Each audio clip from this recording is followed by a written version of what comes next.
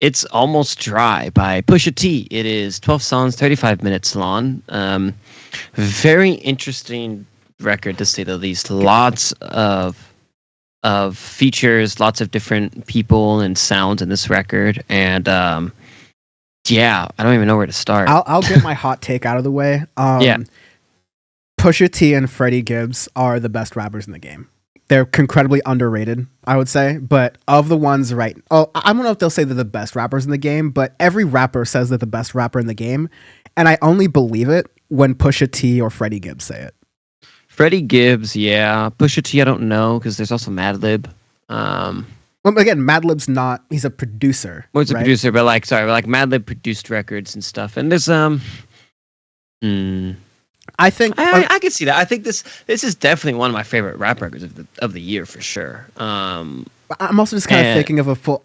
In the lead up to this, there was that whole Pusha T apparently wrote the jingle for McDonald's "I'm Loving It," and then McDonald's stole the jingle, didn't run Pusha T as money, and then made a jingle for Arby's instead. Some of that could have been like a Hollywooded up story, but that sort of reminded me that like, oh yeah, Pusha T's been doing this damn thing for a while, and he's been pretty consistent at it. The kind of consistency that like I see from artists like Kendrick Lamar and J. Cole, the kind of consistency that I want more from artists like Drake or like etc., right? Or Kanye even.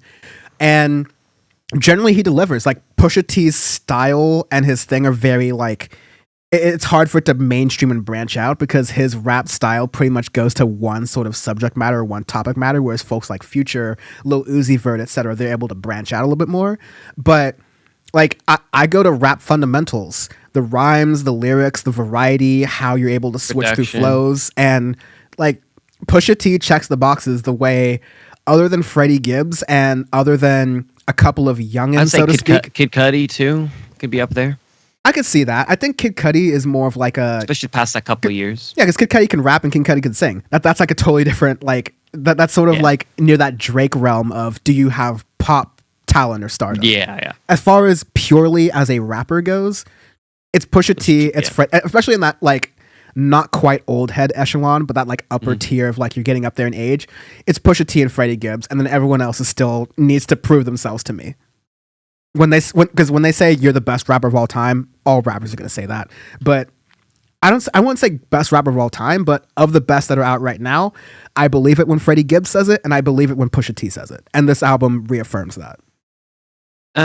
Sorry, one last thing. I want to say sorry, maybe you're getting into this. Half the album was produced by Pharrell Williams, and half the album was produced by Ye. You can even a non-music listener can probably figure out which ones were produced by Rich. And I was going to say that it was very interesting to hear it because I actually think both of the production from Pharrell and Kanye is fantastic. As much as I hate Kanye, and you know that on here, I think him featuring on someone else's song, a song that he helps produce as well, it's great. Actually, really, really good. The two tracks that he does on here, Dreaming of the Past, which is just Kanye and Pusha T, and then Rock and Roll with Kanye and Kid Cudi. So, it's like, oh, that's interesting. I thought they weren't going to collab again. I was like, all right, but did not fucking expect them to reunite with that.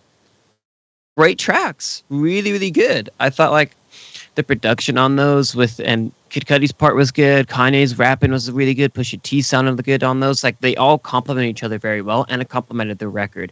Even with, going with different ones that Pharrell did and different ones that Kanye did, they all still were able to be cohesive in a way where it's not...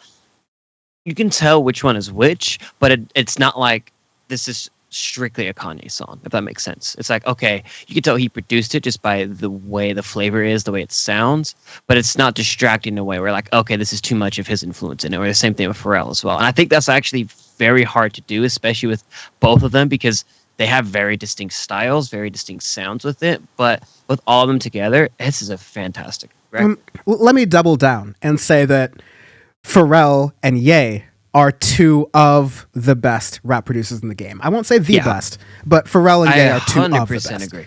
You know how much I hate Ye. I think he's an amazing producer. Yeah. Like, let me just go into because like we talked about with Ye with production, but I got to get to Pharrell really quick. His two hits for me on this album are Neck and Wrist and Scrape It Off.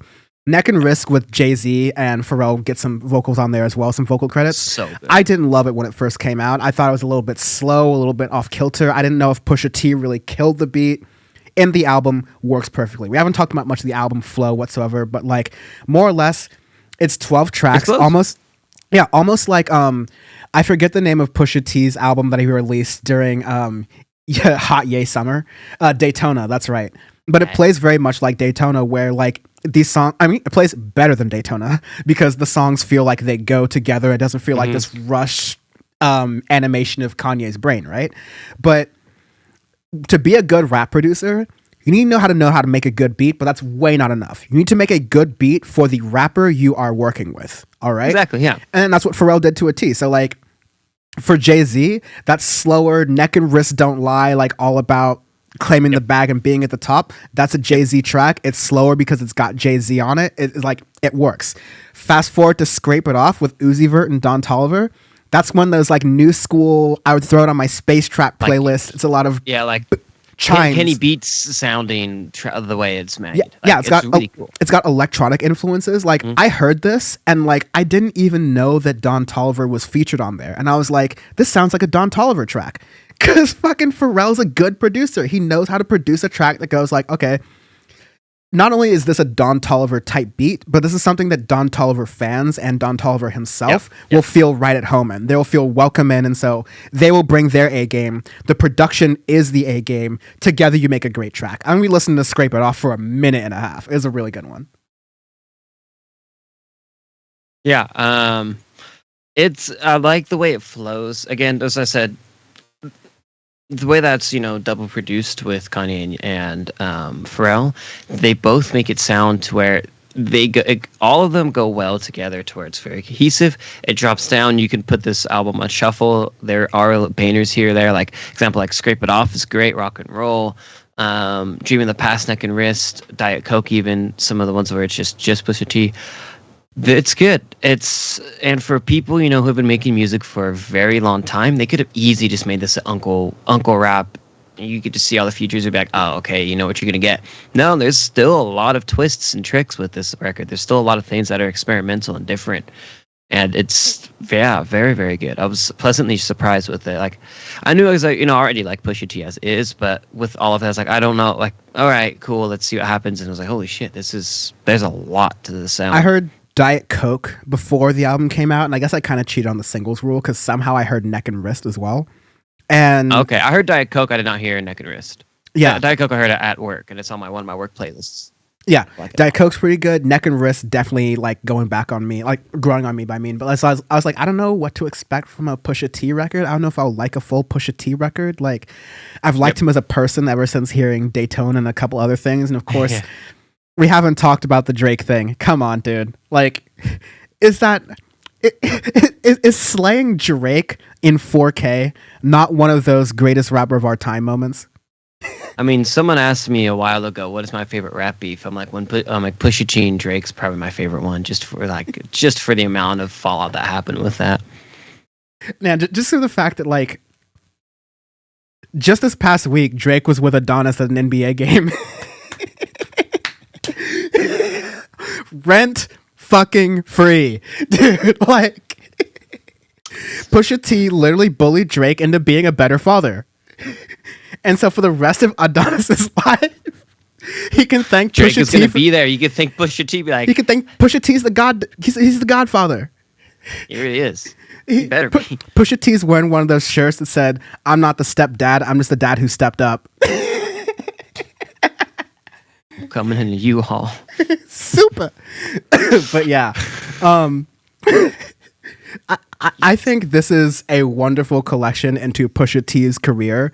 Maybe you're not loving Pusha T as much as I am right now, or like anyone in the audience is, but I think this is one of the best that rap. Great. I think this is one of the best that rap has to offer genuinely right now. Like when people say, what are one of the best rap albums you've heard in 2022? This is definitely gonna come up there. Yeah. Definitely gonna come up there. I was pleasantly surprised with this record. Arbitrary scale this week is free speech. We like to do arbitrary scales as always because normal rating scales are bullshit because Pitchfork. And Free speech. So this is what is this one? This What is is going to this one? be Oh, I know what this one is. This is me being able to argue car prices this and be is able to get it lower. this is this is me using slurs on Twitch that have no historical significance, but are yet somehow still banned. Free speech. Free speech, man. Free speech. It exists And everywhere. it does.